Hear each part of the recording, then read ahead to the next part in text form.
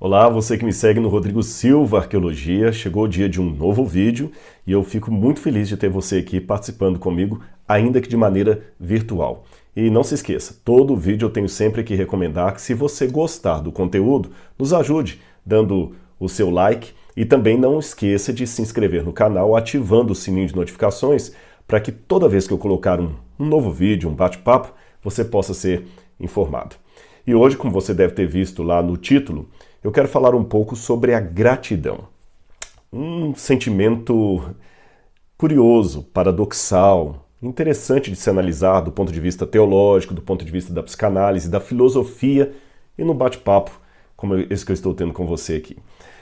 O Chesterton, que é um autor que eu admiro muito, eu já citei, eu fiz um vídeo sobre ele certa vez, ele falou que a pior coisa que poderia acontecer a um ateu é sentir-se grato e não ter para quem agradecer. Esse é o Chesterton, sempre paradoxal, intrigante na sua maneira de escrever, e eu comecei a minha meditação aqui agora, a minha reflexão, citando esse pensamento dele, mas eu queria sair do Chesterton para uma situação um pouco mais concreta. E como agradecer quando você simplesmente não tem motivo para agradecer? Como é que você vai agradecer se você acabou de receber uma notícia que está com câncer? Como é que você vai se sentir grato se você acabou de perder o seu emprego? Eu não sou guru, nem profeta ou filho de profeta, mas eu tenho certeza que esse vídeo pode chegar a muitas pessoas que estão descritas nessa lista de tragédias que eu acabei de mencionar aqui. Quem sabe alguém que está ouvindo nesse momento perdeu um parente, um ente querido, alguém que ele ama muito para o Covid, para o vírus, esse vírus terrível. Quem sabe alguém que está me ouvindo nesse momento está a ponto quase de querer tirar a própria vida, está lutando com a depressão e até pensando assim, eu nem sei o que ele vai dizer nesse vídeo que vai me confortar. Para que ser grato quando você não tem motivos históricos para agradecer? Eu queria falar com vocês que ultimamente eu tenho, durante as minhas meditações da noite, vou fazer isso daqui a pouquinho, antes de dormir, eu tenho sempre meditado sobre o livro do Apocalipse. E estou lendo o livro do Apocalipse ali, numa meditação, não como um exegeta, fazendo hermenêutica. Não. Eu quero ler apenas como um crente, destituído de muitas questões técnicas teológicas. É lógico, eu confesso para vocês que uma vez que a gente está com a teologia na cabeça, com a arqueologia na cabeça, é inevitável que às vezes ao ler você escorregue ali, lembre como é que é aquela passagem no grego, como é que era no tempo de Jesus, e por favor não me condenem se ao longo aqui da minha fala eu tiver alguma escorregadela aí de informação técnica, mas eu procuro ao máximo ler, pelo menos nesse momento da noite, a Bíblia de maneira a me alimentar espiritualmente. Porque a gente pode se alimentar de várias formas da palavra de Deus, mas a gente que lida com o mundo da teologia corre o risco de ficar por demais preso na exegese, na hermenêutica, no contexto histórico, etc., na arqueologia, por que não dizer, e esquecer talvez daquela parte mais importante que é se alimentar espiritualmente, deixar a palavra de Deus falar ao meu coração, não como teólogo, não como acadêmico, mas como crente, como alguém que está refletindo sobre a sua fé. E foi nisso que eu, dias atrás, li um texto do Apocalipse, que está no capítulo 4, versículos 8, eu vou ler até o verso 11. Se você tiver uma Bíblia, acompanhe comigo, se não, ouça a leitura. Olha o que diz o Apocalipse capítulo 4, versos 8 em diante. E os 4 seres viventes, tendo cada um deles, respectivamente, 6 asas, estavam cheios de olhos ao redor e por dentro. Esses 4 seres viventes fazem parte de um séquito celestial que está em torno do trono de Deus, conforme a visão de Apocalipse capítulo 4. E diz assim: eles não tinham descanso nem de dia nem de noite, proclamando: Santo, Santo, Santo é o Senhor Deus, o Todo-Poderoso, aquele que é, que era e que há de vir. Sempre que esses seres viventes davam glória, honra e ações de graça ao que está assentado no trono, ao que vive para todo sempre, os 24 anciãos se prostravam diante daquele que está assentado no trono, adoravam o que vive para todo sempre e depositavam suas coroas diante do trono, proclamando: Digno és, Senhor e Deus nosso, de receber a glória, a honra e o poder. Porque criaste todas as coisas, e por tua vontade elas vieram a existir e foram criadas. Aqui vem minha escorregadela técnica. Esses dias eu estava escrevendo um capítulo de um livro para a Casa Publicadora Brasileira, um livro que falará sobre o ser de Deus. E vários autores estão escrevendo ali e pediram para que eu escrevesse a parte da filosofia grega, o que os gregos diziam sobre Deus, especialmente Platão, Sócrates e Aristóteles, não nessa ordem. Primeiro Platão, depois Sócrates, primeiro Sócrates, depois Platão e depois Aristóteles. E me chamou a atenção ao escrever aquilo ali para esse livro não sei quando será publicado, agora que eles estão ainda recolhendo todos os capítulos que os diversos autores estão produzindo, foi interessante ver como faltava na filosofia de Sócrates, Platão e de Aristóteles, agora na ordem correta, a figura de um Deus que cria o universo. Eles não têm isso. Para eles, a ideia de um Deus criador era um elemento estranho, muito estranho. Eu não quero aqui entrar em pormenores disso, mas chama a minha atenção em primeiro lugar que eles adoram a Deus por ser o Criador. Isto era uma novidade no mundo greco-romano. Agora, colocando em termos gerais, em relação ao assunto que nós estamos falando nesse vídeo aqui, o que me chama atenção ainda é o fato de que eles ficam dia e noite clamando: Santo, Santo, Santo é o Senhor Deus Todo-Poderoso, aquele que era, que é e que há de vir, porque tudo criaste, Santo, Santo, Santo. Eu não posso dizer que a medição de tempo do céu é a mesma da Terra. O nosso dia de 24 horas tem relação com o Sol e a Terra girando em torno do seu próprio eixo, e quando ela gira em torno do Sol, que dá um ciclo de um ano, mais ou menos 365 dias e algumas horas, o ano solar, e o dia de 24 horas, quando a Terra gira em torno do seu próprio eixo. No céu, a medição de tempo é outra, evidentemente. De qualquer maneira, o Apocalipse apresenta um tempo linear e que me choca. Imagine ficar direto e reto clamando: Santo, Santo, Santo é o Senhor Deus Todo-Poderoso. Eu, em 3 minutos repetindo esse mantra, se eu posso dizer assim, eu já teria desmaiado. E o pior, quem era João que estava ouvindo aquela cena ali? Um João que não estava na melhor fase da vida dele. Ele foi preso injustamente por Domiciano, foi mandado para a ilha de Patmos. Ele ficava na ilha de Patmos contemplando um templo horroroso da deusa Diana, a deusa dos Efésios, que foi a causa da ida dele para Patmos, porque João protestou contra 2 coisas: a idolatria em torno do nome do imperador e da deusa Diana. Por isso ele foi exilado. Então João estava longe de tudo e de todos, dos seus amigos. Aquele mar que estava em volta da ilha ali era inóspito, ele mostrava o distanciamento. Eu já estive várias vezes na ilha de Patmos e posso garantir para vocês, hoje é uma ilha linda. O navio para ali, tem umas casinhas muito bonitas, os hotéis lá são caríssimos. Mas ela é linda hoje, que está preparada para o turismo. Mas na época de João, ali não era nada bonito. Aliás, até hoje, a maior parte da água potável da ilha tem que vir do continente, porque eles não têm água, não tem muitas reservas, minas d'água ali na ilha. É uma ilha basáltica, não dá para ter plantação ali. As pessoas hoje vivem do turismo, maiormente do turismo. Não tem outra coisa na ilha que você possa dizer um lugar próspero para morar. Se é assim hoje, imagine na época de João. Então, quando João estava naquela situação horrível e ver o céu lá louvando e agradecendo, puxa vida, ele podia pensar: vocês estão rasgando dinheiro na frente de pobre, porque eu estou aqui num mundo de pecado sofrendo e vocês estão na glória. Será que seria um sadismo de Deus colocar aquela cena de louvor e de gratidão perpétua, eterna, contínua ali? Eu penso que não. E eu penso que o Espírito Santo inspirou João a colocar esse texto no Apocalipse para dar uma lição para mim e para você. Repito, estou lendo com olhares de um crente e não necessariamente de um teólogo. E o que eu observo? Eu confesso para vocês que eu nunca gostei muito daquela filosofia de comer com alegria jiló só porque tem gente passando fome na Etiópia. E eu sei que eu vou comprar uma briga com os meus conterrâneos mineiros, porque eu não gosto de jiló. Aliás, eu vou comprar uma briga com 3 grupos aqui que eu acho que vão parar até de seguir o meu canal. Desculpem, goianos, mas eu não gosto de piqui. E desculpem, amigos e irmãos da Bahia e restante do Nordeste, eu não gosto do coentro. Eu não gosto do coentro, eu não gosto do piqui, eu não gosto do jiló. Falei. Já perdi aí todos os seguidores mineiros, goianos e baianos e de alguns outros estados do Nordeste. Mas brincadeiras à parte, o fato é que eu nunca gostei daquela ideia, não coma feliz o jiló, o coentro, porque tem gente passando fome. Não, para mim vai continuar sendo o jiló, o coentro, não vai ser uma refeição apetitosa. Então parece um pouco assim ilusório ser grato quando você está com uma coisa que você não gosta. Aliás, isso até ficou mais potencializado quando eu me lembro uma vez que morreu num acidente de carro horrível lá no IAN, onde eu estudava, um colega que fazia teologia.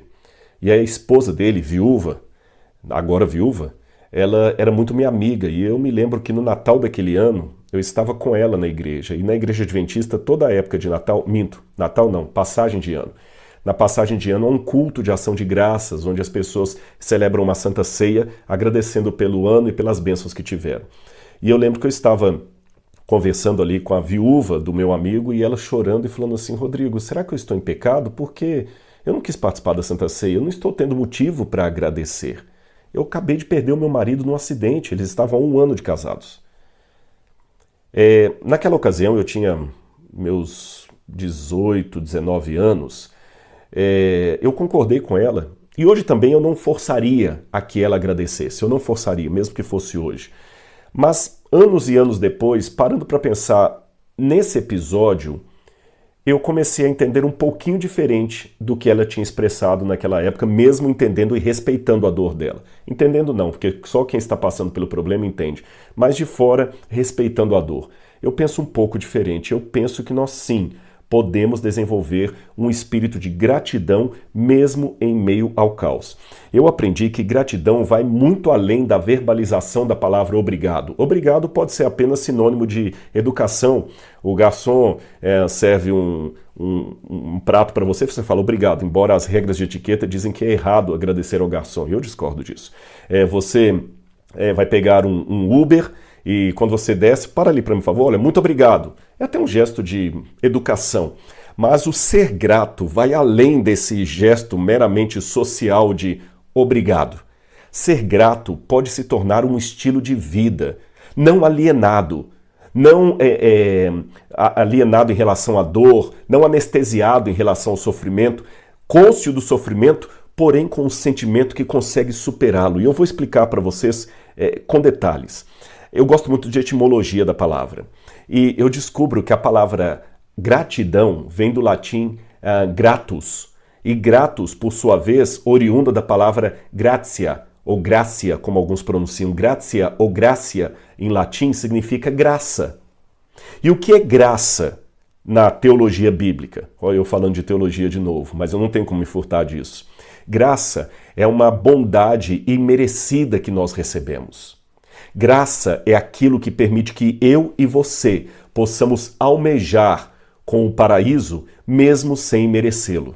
Graça é aquilo que o sangue de Cristo derramado na cruz do Calvário proporcionou a mim e a você, de modo que nós podemos ter o nosso pecado perdoado, o nosso coração lavado no sangue do Cordeiro e receber no dia da coroa da justiça, não somente uma coroa, mas também as vestes da justiça que Cristo nos dá de maneira graciosa, de maneira que nós não merecemos. Então, quando você tem um sentimento de gratidão, é mais do que dizer obrigado, porque se você fala obrigado ao Uber porque ele levou você até lá, é um obrigado, mas não é fruto da graça. Ele fez porque você mereceu, você pagou o Uber, então ele tem que te levar. Mas o ser grato é reconhecer que Deus está me dando coisas que eu não mereço.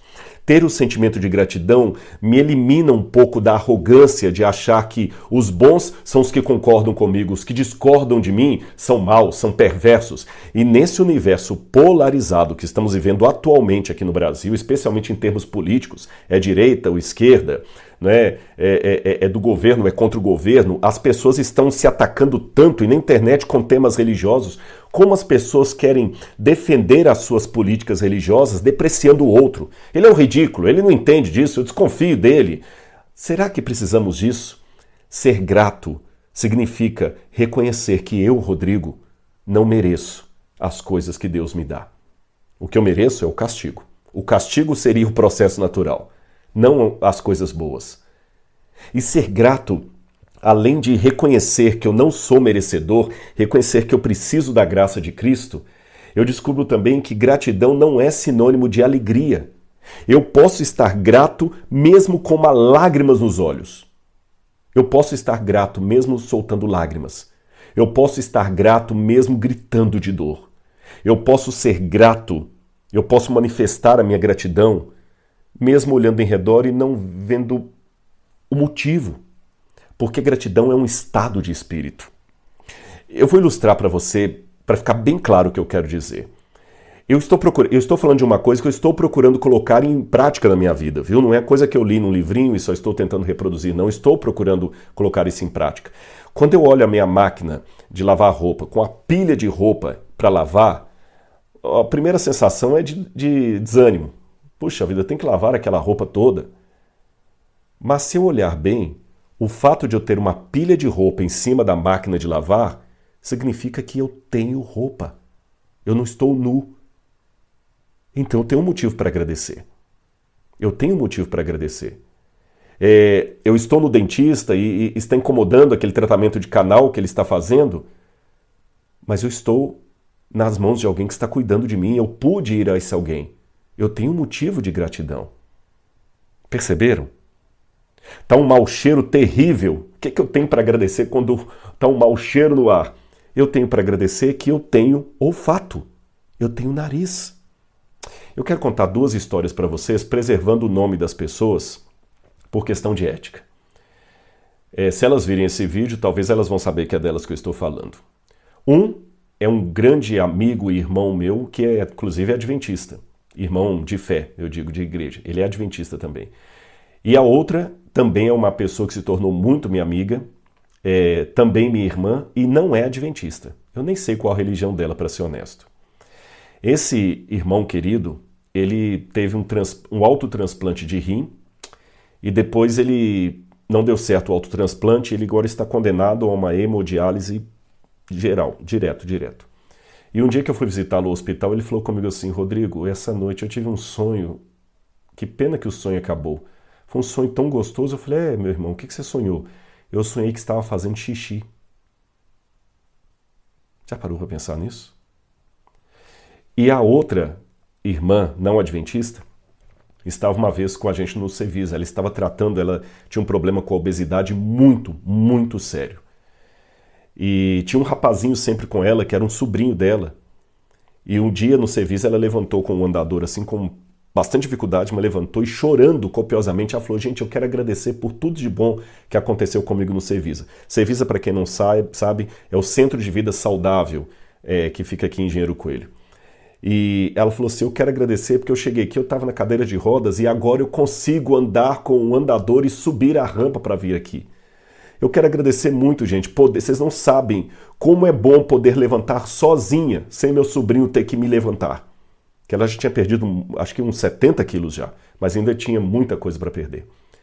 E ela falou: minha próxima meta de vida, e eu vou voltar aqui para agradecer, é de eu poder ir ao banheiro e me limpar sozinha. Meus irmãos, tanto esse irmão da hemodiálise, como essa irmã do problema da obesidade, eles não têm titulação teológica nenhuma, não estudaram grego, não estudaram hebraico, mas com uma frase, eles pregaram um sermão para mim que mexeu comigo profundamente. Por favor, não me tomem por panfletário, nem descuidado com as palavras. Eu não estou sendo aqui irreverente com as coisas de Deus, mas deixe-me ir direto ao ponto, sem rodeios, sem eufemismo. Eu nunca tinha parado para pensar que ir ao banheiro e me limpar depois de sentar no vaso seria um motivo para agradecer a Deus. Poder me limpar sozinho. Se eu parasse para pensar que aquilo que eu tenho normalmente na minha vida é o desejo e a oração ardente de pessoas, milhões e milhões de pessoas ao redor do mundo, talvez eu reclamaria menos da vida.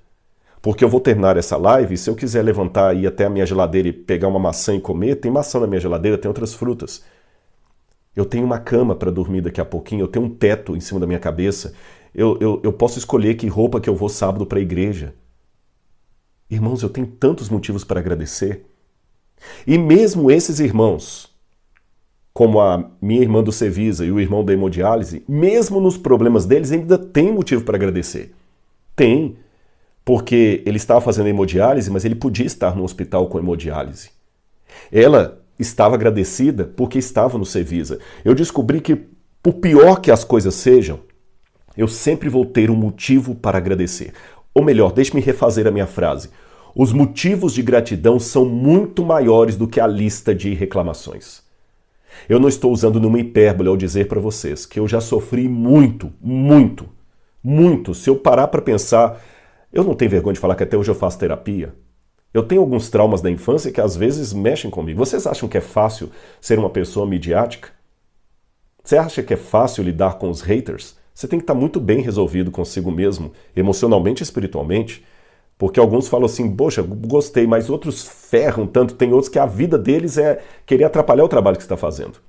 É querer desfazer tudo que você fala num outro vídeo e tudo mais. É duro, é dolorido. E às vezes eu tenho que lutar com isso, não em base daquilo, mas dos traumas que eu tive da infância. Problema de autoestima, invalidação que eu recebi muito dos familiares, aquela coisa toda. E às vezes a minha tendência natural é receber 6.000 likes e comentário de 5 haters. E às vezes é dar mais atenção aos 5 haters do que aos milhares de likes. Eu tenho que lutar com isso todos os dias, não tenho vergonha de falar com vocês. Eu tenho que sempre lembrar, Rodrigo, calma, tem gente te apoiando. Eu tenho sempre que voltar todos os dias para a cruz do Calvário e chorar pelos pecados que eu cometo, porque às vezes eu me sinto miserável homem que sou, igual Paulo, porque às vezes eu quero fazer o bem e não consigo. Quando eu vejo, estou eu lá caindo num velho erro que eu pensei que eu já tinha superado.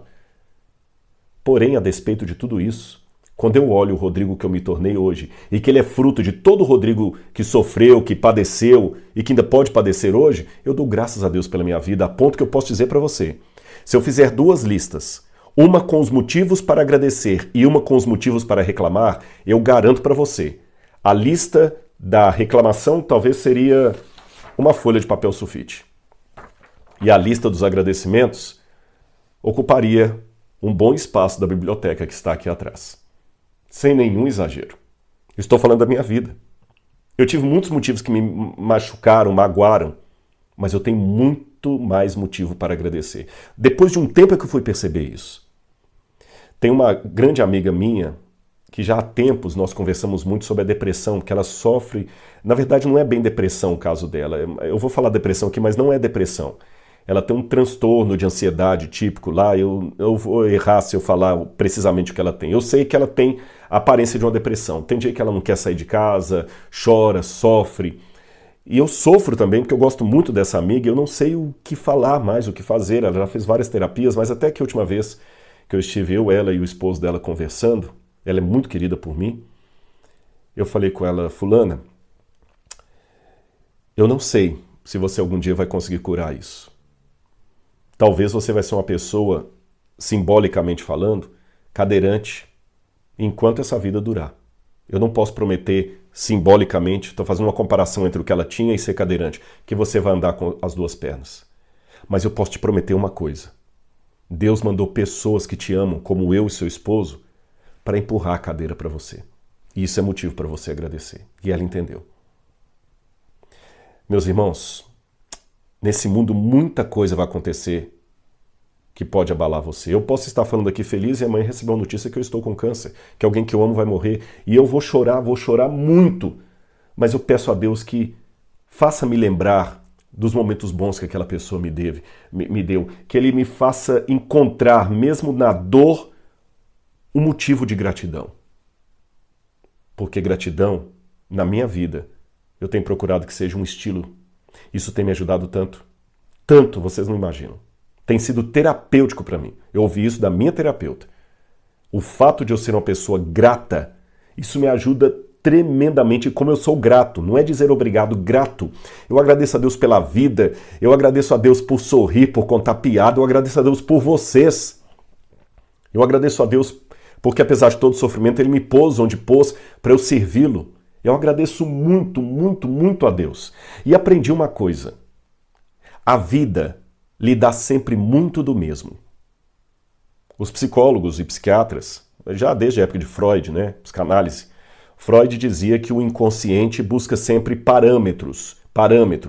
E é verdade, o inconsciente sempre busca parâmetros, por isso que ele identifica as coisas ali. Por exemplo, você já notou, vou dar um exemplo, que quando você compra um carro, vamos supor, o meu carro é uma EcoSport, 2014.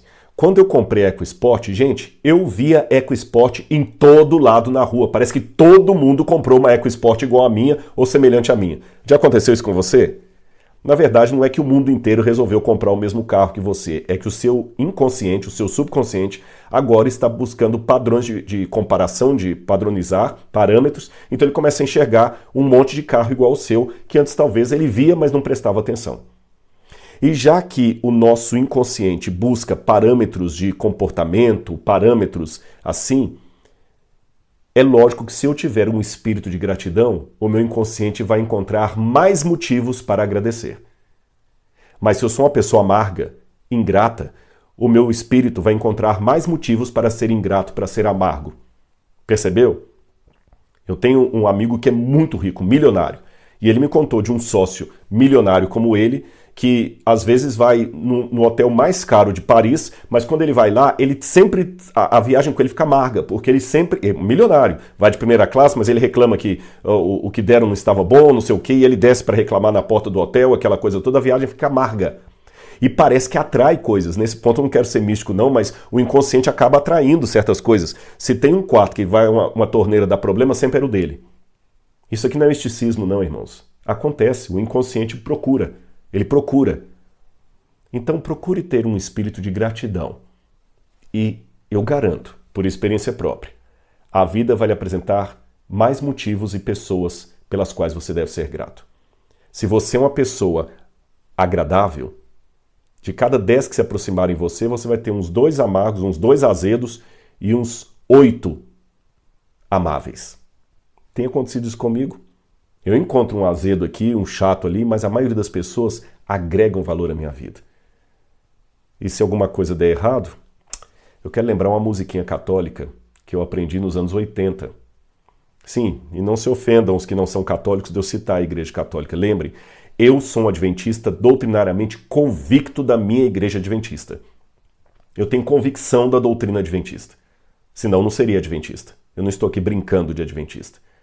Mas na minha convicção de fé adventista, eu consigo reconhecer os verdadeiros filhos e filhas de Deus que estão em todos os credos religiosos e até descredos religiosos. Eu consigo compreender até aquele que ama a Deus e não percebeu que ama a Deus. Eu tenho irmãos em todo o mundo. O céu que eu acredito cabe os da minha igreja e os que não são da minha religião. Tá bem? Pense nisso. E lá na Igreja Católica, eu discordo da doutrina católica, mas eu acredito em muitos fiéis, filhos e filhas de Deus que estão na Igreja Católica e eu peço para eles rezem por mim. Aliás, só um parênteses, alguns nos acusam os adventistas de serem seita, eles são seita, esse pessoal é seita, não convidem o Rodrigo para a igreja de vocês, ele é seita e tudo, curioso. Eu que sou supostamente membro de uma seita, eu recebo com gratidão uma oração intercessória feita por um grupo da Assembleia de Deus, por um grupo batista, por um grupo católico. Eu aceito de coração a oração que é feita por alguém em meu favor que é de outra religião. Mas será que esse que me acusa de seita, se estivesse doente, receberia com prazer um culto de oração dos adventistas do sétimo dia em prol dele e da família dele? Ou não, porque esses são seita, não são cristãos? Quem, na verdade, está tendo comportamento de seita? Eu ou o que me acusa? Só para você pensar. E isto posto, eu vou voltar à música católica que eu falei com vocês nos anos 80. É uma música do padre Lúcio e da irmã Miriam. Se eu não me engano, eu tive a oportunidade de conhecê-los, acho que foi nos anos 80 que eles estiveram em Belo Horizonte. E como era gostoso ouvi-los cantar, ele tinha muita musiquinha. E uma delas era assim, olha. Eu até tô com a letra aqui, tô com a cola, viu? Eu te louvo de coração, eu te louvo com amor, eu te louvo de coração, eu te louvo com a voz, e se me faltar a voz, eu te louvo com as mãos, e se me faltar as mãos, eu te louvo com os pés, e se me faltar os pés, eu te louvo com a alma, e se me faltar a alma, é porque contigo estou. Ora, eu mesmo acreditando que as pessoas dormem no pó da terra até a ressurreição, eu acredito que quem está em Cristo, ainda que esteja morto, viverá. Portanto, se me faltar a alma, a vida, é porque eu estou com Jesus. Então, eu quero dizer uma coisa para você agora, do fundo do meu coração. Nós estamos num mundo que experimenta a dinâmica do grande conflito entre o bem e o mal. E essa dinâmica diz que se nós sofrermos demais, nós não suportamos, mas se sofrermos de menos, não saberemos qual mal é o mal e não desejaremos nos livrar dele. Então, aprenda o seguinte: se você está em Cristo, aquilo que você tem de mais dolorido vai passar. Acredite, vai passar. Quando eu digo isso, essa frase não veio dos livros que estão ali atrás, não. Veio da minha vida. Vai passar. O que é ruim vai passar. E o que é bom é apenas degustação. Porque quando Cristo vier nas nuvens com poder e grande glória, tudo que você teve de ruim nesse mundo vai ser tão passageiro que você nem vai lembrar. E o que você teve de bom vai ser apenas uma degustação de um banquete muito maior, muito melhor, infinitamente melhor, que o Senhor preparará para você. Então, meu irmão, minha irmã, quer você concorde comigo ou não, deixe-me falar ao seu coração. Ainda que você ande pelo vale da sombra da morte, ainda que você tenha todos os seus sonhos reduzidos ao pó, os seus castelos destruídos porque alguém chutou, continue rumo à frente. Mantenha o amor e a gratidão em seu coração e eu garanto, você nunca estará só. Há um céu dourado nos esperando. E eu posso até ouvir pela fé a voz de um pássaro nesse céu com uma doce canção. Eu posso ouvir a voz de anjos ensaiando um coral, uma música de boas-vindas para nós no céu. Então seja grato. Seja grato. Como nessa música. Se lhe faltar a voz, louve com a mão. Se faltar a mão, louve com os pés. E deixe-me terminar com uma história. Uma vez um pai, eu ouvi essa história há pouco tempo. Um pai tinha um filho que era muito firme na igreja, fiel, líder de jovens, cantava no coral, 20 e poucos anos, trabalhador, honesto, filho único.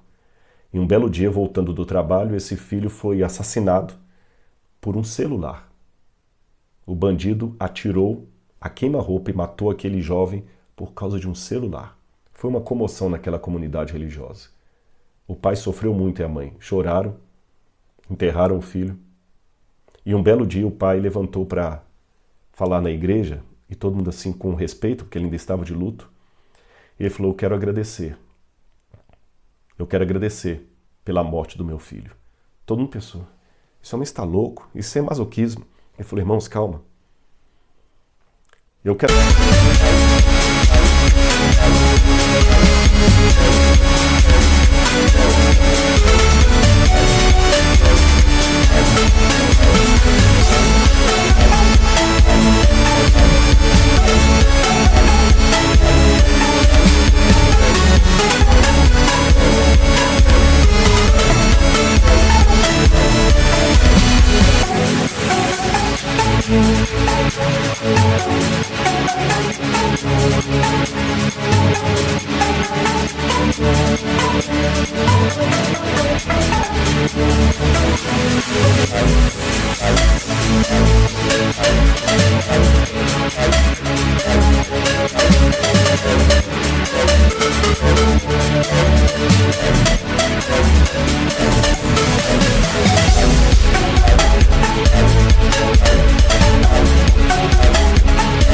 Agradecer por várias razões. Realmente, o fato do meu filho ter morrido me dói o coração, mas eu tenho mais motivos para agradecer. Eu agradeço pela vida que antecedeu a essa morte. Meu filho nunca me deu trabalho. Ele sempre foi fiel na igreja. Eu passava a porta do quarto, via a Bíblia dele aberta com marca-página ali que ele estava estudando a Bíblia. Eu nunca tive que buscar o meu filho numa zona de meretrício, nem na Cracolândia. Nunca recebi uma ligação de um professor reclamando do meu filho na escola. Não, eu tenho muita coisa para agradecer pela vida que antecedeu aquela morte. Eu tenho que agradecer porque o meu filho morreu em Cristo Jesus e ele vai ressuscitar.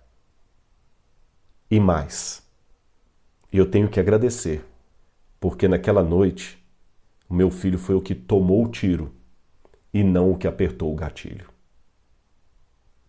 Obrigado, Senhor, pela morte do meu filho. Não é masoquismo, mas isso significa espírito de gratidão. Mesmo em meio à dor, mesmo com lágrimas nos olhos e um soluço aqui na garganta, você encontrar um motivo para ser grato. Isso vai curar muitas das suas dores, muitos dos seus traumas e vai ajudar, se não a solucionar 100%, pelo menos a resolver consideravelmente boa parte dos seus problemas. Que Deus abençoe muito você. Obrigado, Senhor, por esse privilégio de compartilhar com você esse sentimento. Um abraço e até o próximo vídeo.